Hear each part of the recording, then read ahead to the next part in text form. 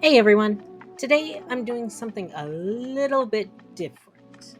I'm going to try and give my take on something that has become an increasing problem in media of all kinds, and I'm pretty sure everyone has seen examples of it in their everyday life, both online, offline, on media, and just talking to peers.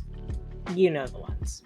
The animal rights activists and vegans who yell about milking a cow being the same as assault without knowing anything about where all their meat and dairy alternatives come from, and seem to think that if dairy and beef farms weren't a thing, all the cows would roam happy and free in the wild. The ones who yell about environmental protection and saving the trees while refusing to learn about sustainable wood harvesting practices and supporting companies that are basically shoveling plastic directly into the mouths of whales. The people who claim to totally support people in the LGBT community while casually using slurs even when specifically asked not to, and getting angry if someone points out that some of the things they say and do are harmful, sometimes to the point of turning around and joining the people who are outright trying to harm or even exterminate the people in the group they pretend to support because they weren't being celebrated enough. People who scream at the top of their lungs about what good people they are to anyone who will listen, and even louder at the ones who don't, without actually taking the steps to back up what they say. To start, we should define it. What is virtue signaling? The basic definition of virtue signaling is the act of expressing opinions or stances that align with popular moral values, often through social media, with the intent of demonstrating one's good character. It's when someone says things to try and make themselves look like a better person without necessarily demonstrating the thing they're talking about. You know, the person who says they want to help with a particular situation but doesn't actually do anything to help, saying but not doing, not practicing what they preach, or at least not doing so in a way that is actually helpful to anyone. The whole thoughts and prayers thing. This is a very common thing, and I think pretty much everyone is guilty of it to varying degrees, intentionally or otherwise. It's a universal part of being human that we want to be seen as good people, even though actually doing the things that a good person should do can be really hard sometimes.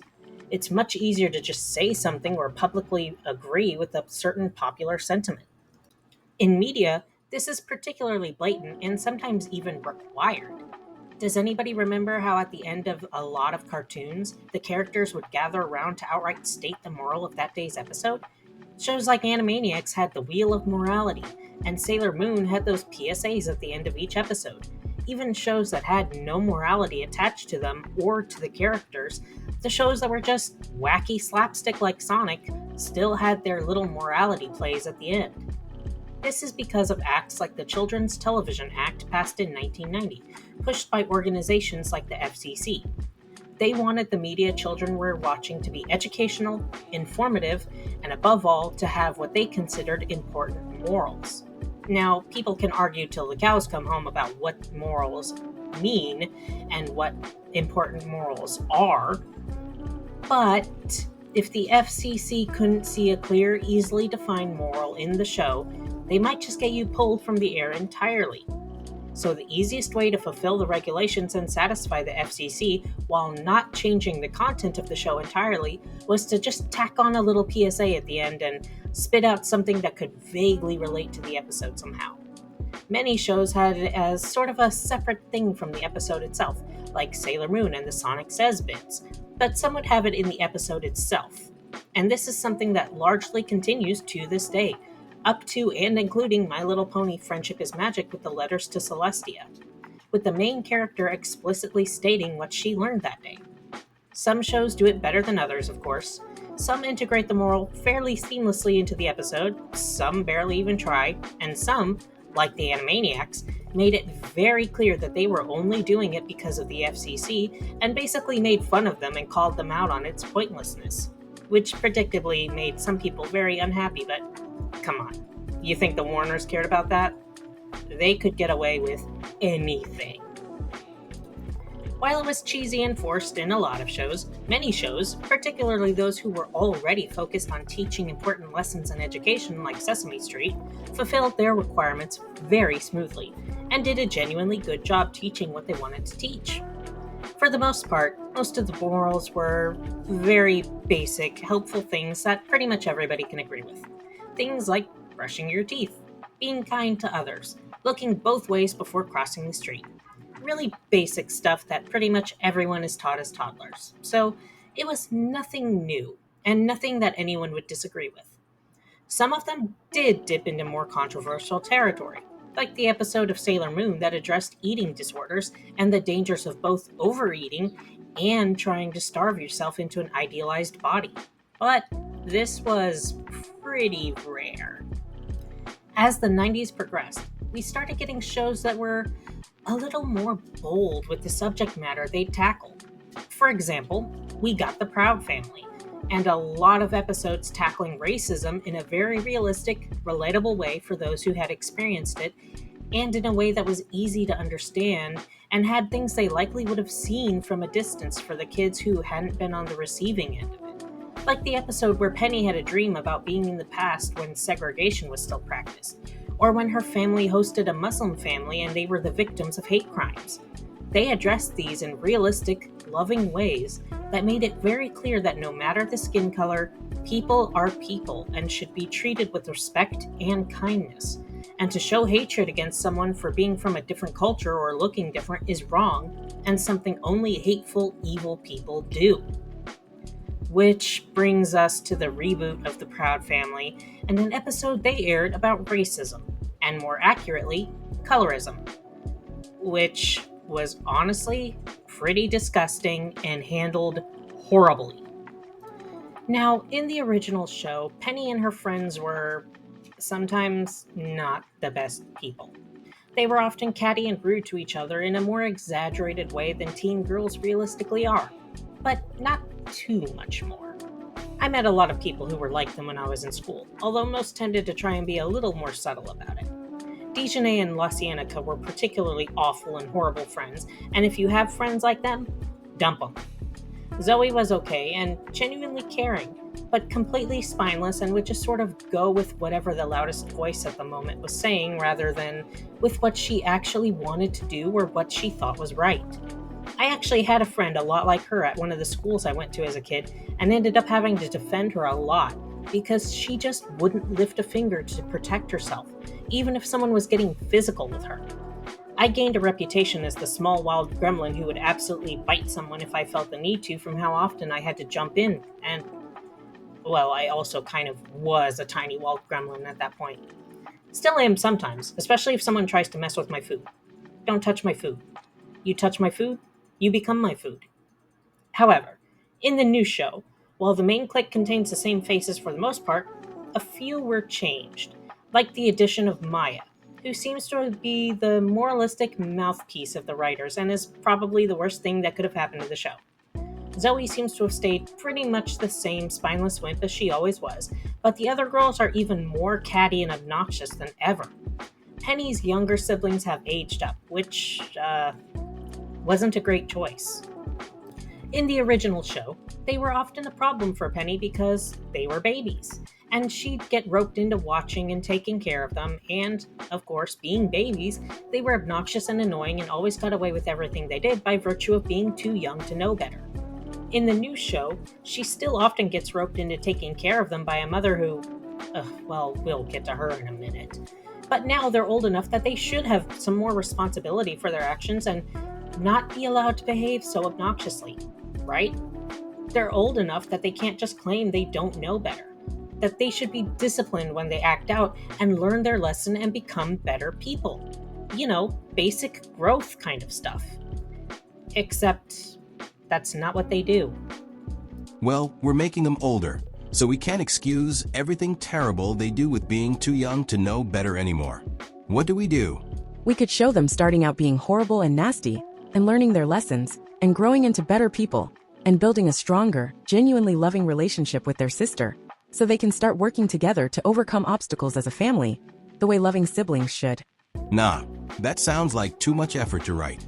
We need to find a label that we can slap on them that gives them a free pass to be as obnoxious and annoying as possible and never face consequences for it, but still makes it so if people say they don't like them, we can guilt trip them and say not liking them makes them horrible people. I know. Let's say they're autistic.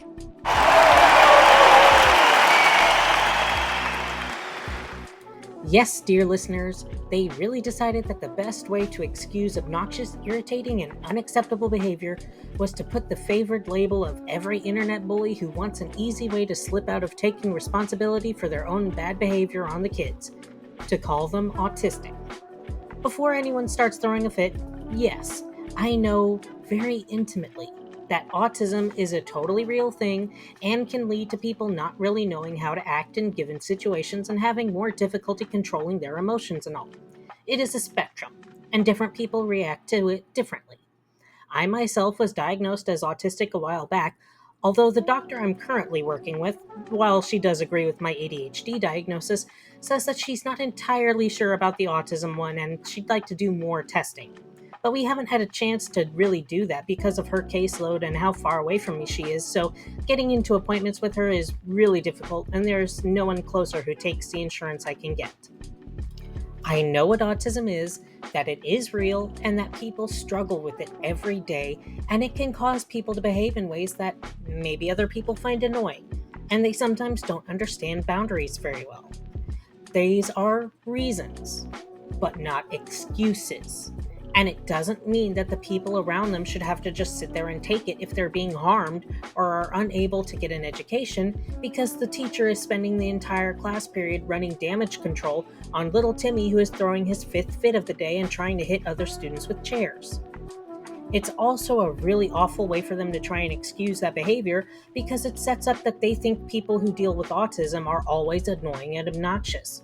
They don't really have any other examples of people who are autistic in the show and display other forms or levels of autism, like hyperfixations or stimming in non destructive ways, or ones who are really smart and kind and just happen to deal with a brain that doesn't always cooperate with them sometimes. Along with how they changed her younger siblings, they also made a few tweaks to her parents. Her father, Oscar, is still mostly the same, less than smart but well meaning man who sometimes lacks a backbone as he was before. But Trudy, oh, Trudy. In the original show, she was stern and often out of touch, but in a way that parents sometimes really are. It did suck how often she basically foisted responsibility for her siblings onto Penny, and she was particularly horrible to Penny in the episode where she wished her siblings were older so she didn't have to babysit them anymore, showing blatant favoritism and making comments about Penny's body that weren't cool to say, but were pretty realistic to show how a lot of parents act, especially at the time. Now, she's downright abusive, including to the point of locking her daughter out at night because she was late coming home, leaving her with nowhere to go, on the streets, as a young teenage girl of color, one of the most highly trafficked demographics. Even getting angry at her husband when he gives her money to take a bus to her grandmother's house just so she has somewhere safe to stay for the night. Trudy grew up in a gated neighborhood with a higher income family and expressly never got the kind of treatment she shows Penny all the time. Along with clearly favoring her younger children over Penny, parentifying her eldest daughter all the time, she's also clearly abusive towards Oscar and Penny, but they play it off as if it's funny and okay because she's a woman and it's a cartoon. But the thing is, playing things off as cartoon slapstick doesn't work when everything else is taken more seriously and more grounded in reality, which this show is clearly trying to be far more grounded in reality than the original. So the kind of slapstick that you could get away with in the OG doesn't work here. It also isn't funny or okay because she's a woman being abusive to a man. Stuff like that might have come off as humor back in the Tex Avery cartoon days when women were little more than housekeeping objects of desire in cartoons and other media. But when something is supposed to be realistic and modern and portray itself as feminist, no. Feminism isn't about tearing men down. It's about equality. And it's sad how many people think that means tearing someone else down rather than building each other up, regardless of gender. No, it's not funny when women beat up men or treat them like garbage. No, it's not okay for women to pick fights with men and expect them to not defend themselves. I've seen a lot of stuff going on in so-called feminist movements that I am disgusted by, but that's for another video. Suffice it to say, Trudy in the OG was a loving, if sometimes stern and disconnected mother who wasn't always what her daughter needed but genuinely loved her family and wanted what was best for them. In the new series, she's an abusive bully with pretty much nothing else to her. And now I'll get to who has to be the worst character in the new series, Maya. Maya seems to be the moral mouthpiece of the writers and is an example of what right-wingers would point to when they want to complain about people being super woke and delusional. There are many times when Maya states something as fact that is very much an opinion, and not even a good one, and tries to act like the moral center of the show when they're one of the worst things in it. In one episode, Penny declares that black people can't be racist, which is a blatantly untrue statement, and Maya insists that it's totally true that black people can't be racist. They can be jerks, but not racist, and tries to act like it's backed up with facts and logic, holding a book to try and make Maya look smarter. No. Anyone, regardless of their own race, is capable of being racist. Ask all the Asian families and businesses that had to deal with assault, boycotting, and all kinds of violence from their Black and Hispanic neighbors during the beginning and the height of COVID. Racism is treating someone differently, usually worse, and applying negative traits or behaviors to them specifically because of their race or land of origin. It doesn't matter what race you are. If you treat someone differently and think of them negatively because of their race or where they're from, you are racist. Being part of a marginalized group or minority does not mean that you are incapable of doing wrong. Women can be sexist. Someone with disabilities can still be ableist. People who fall under one part of the LGBT umbrella can still be phobic towards people who fall under other parts of it, and sometimes even the same as themselves. And people of color can be racist. Having a particular label does not spare you from the consequences of your behavior and how you treat others, nor should it. The biggest and most blatant example of this I can give is the episode I brought up before, the one about racism and colorism. In this episode, a new kid arrives at school. He's apparently a semi-famous rapper, which is considered really attractive by basically all of them. When he arrives, he sort of brushes past all his admirers and fixates on one person in particular, Zoe. Zoe is pale, gangly, wears glasses, has braces, and is generally the one who is considered unattractive and nerdy. So it's a surprise when he tries to chat her up rather than anybody else. Mind you, the other girls in the group already have boyfriends, so you'd think they'd be happy for their friend, who faces a lot of self-worth issues based on her looks. Good friends would be glad that someone cute is interested in their friend and boosting her self-esteem by showing her that she is beautiful. But that's not how Penny and the others feel. Instead, they're upset and bitter that he liked Zoe instead of them, and decide there must be some sort of reason for it. Maya states that they heard from a cousin that there was a rumor that the rapper only dates white girls, and they immediately take that as fact and decide that the only reason he likes Zoe is because she's white. Okay, lots of problems here. For one, this information comes from where, again? Maya's cousin, who doesn't actually know the guy and is just repeating a rumor they heard from somewhere as if it's fact. They have no proof of this. None whatsoever. Is Zoe the only white girl in the school? Obviously not. There was a more conventionally attractive white girl in the scene where he came in, and he walked right past her. Maybe he likes redheads with freckles. Maybe he likes a girl in glasses. Maybe he liked her shoes. Who knows? There was something that drew him to her, and to instantly decide that it must be a race thing based on third-hand information with no confirmation of any kind is just ridiculous, especially when there is evidence to the contrary. Secondly, they don't seem to blame him for this, or try to talk to him or even ask him why he likes Zoe in particular. They just immediately start dogpiling on Zoe and treating her like garbage because a guy they think is cute likes her instead of them. The episode treats it like it's totally justified and that they're the arbiters of righteousness to act this way. But all it comes across is them being jealous that she's getting attention instead of them, and they're being total jerks to her because of it. They basically kick Zoe out of their friend group and take every chance they get to attack her self-esteem and tell her she's an awful person until she ends up breaking up with the guy who had been treating her well and making her feel attractive for the first time in her life. They spend so much time convincing her that the one and only reason any guy could ever like her is that she's white. And at the end of the episode, when they're at a dance, a geeky looking guy asks her to dance, and she asks if he's only asking her to dance because she's white. And this is treated like the happy and correct ending.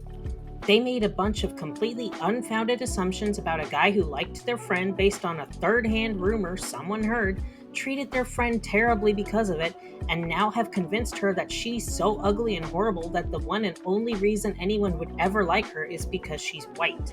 Never do they try and tell her that she's beautiful and wonderful, and they want to make sure that she gets someone who loves her for her real qualities and not just because of something superficial like her race. Never do they actually try to investigate whether or not there's any truth to the rumor that Zoe's boyfriend only likes white girls. Never do they try to take a step back and ask themselves whether they really have a problem with him dating her because of the race thing or because of their own jealousy. And they're treated like it's the right thing for them to do. This is part of the problem with performative media. It often tries to address one issue, but does so in ways that cause dozens of other issues that are never addressed or even treated like problems. Only the main thing they want to say matters, not the feelings, safety, or anything else of any of the other people involved. This tends to show up in animated media, especially where they try to give things a zany cartoon edge, but it's a little different to show a woman kicking a man across a room in a show like Dover Boys than it is to show it in a show that's more heavily grounded in reality and tries to take itself seriously, like Proud Family.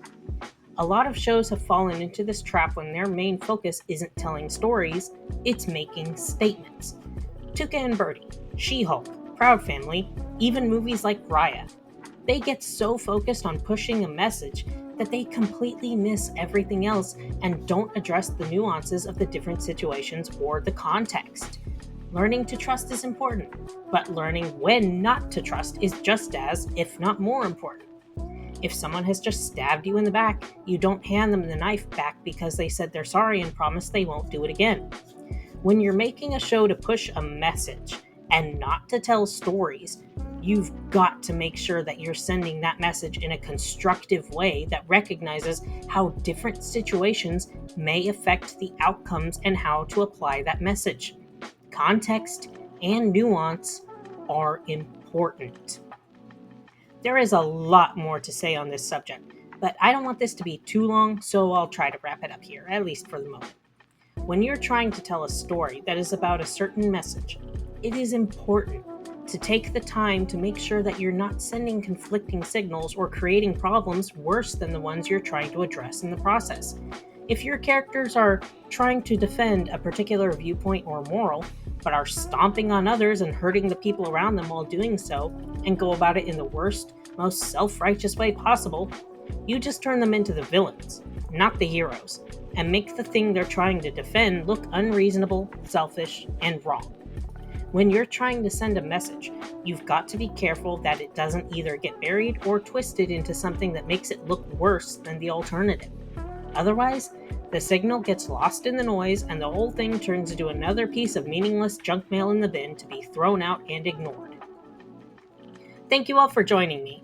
Things are really chaotic out in the world right now, so it's more important now than ever to remember to be kind to each other, communicate, and keep the people you care for close.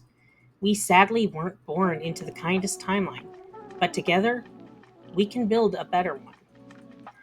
My videos may be taking more time to come out, and they may not be as polished when they do, simply because I'm starting a new job and I'm going to be very busy, but I'll do my best to try and keep things to a certain standard. Take care, and I'll see you in the next one.